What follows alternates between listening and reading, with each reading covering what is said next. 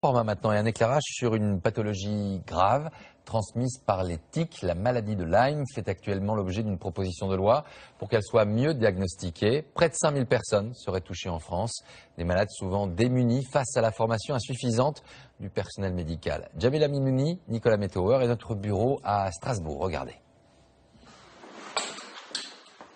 Aujourd'hui, Yannick va mieux. Il peut remarcher. Mais ce garçon de 13 ans revient de loin. Est-ce que tu arrives à réécrire là?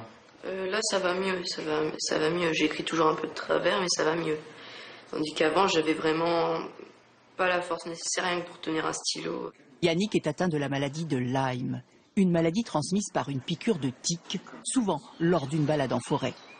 L'infection peut être très grave, jusqu'à la paralysie totale. Problème, il a fallu 1 an avant de faire le bon diagnostic.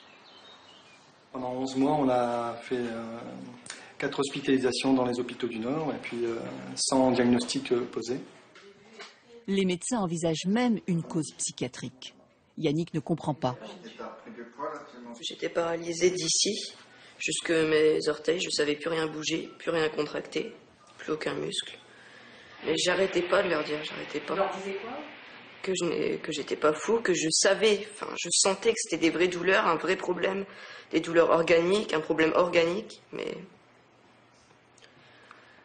ils nous riaient au nez.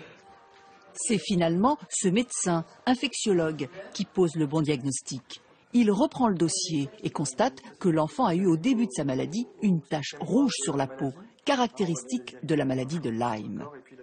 Pourtant, à l'époque, un test sanguin appelé ELISA avait écarté cette maladie. Ce test, fabriqué en France, suscite de plus en plus la polémique à cause de son manque de fiabilité. Les tests ELISA qui sont faits en première ligne ne sont pas suffisamment sensibles et malheureusement, il n'y a qu'eux qui sont autorisés pour le dépistage en première ligne. Du coup, les médecins passent à côté de beaucoup de cas. Car quand le test ELISA est négatif, mais que les symptômes persistent, impossible de faire un examen de confirmation avec un autre test. Le protocole officiel l'interdit. Depuis des années, les associations de malades dénoncent ce système de dépistage insuffisant, selon eux. Pour Yannick, toutes ces polémiques, c'est presque du passé. Après 2 mois d'antibiotiques, il a enfin le droit de sortir de l'hôpital.